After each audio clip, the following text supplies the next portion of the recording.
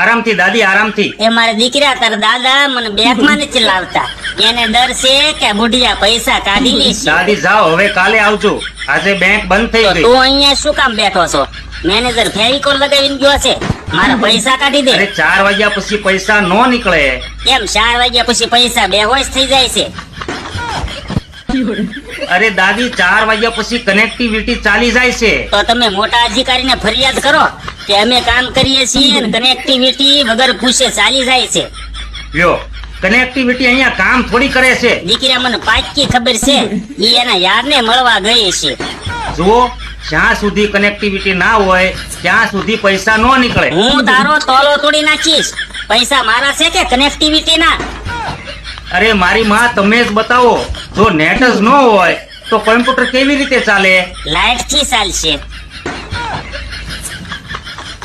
જુઓ, સમજો, તમારા પૈસા કોમ્પ્યુટરમાં જમા છે. નહીં, મારા પૈસા મેં તારી પાસે જમા કરાવ્યા હતા. આરામથી દાદી, આરામથી.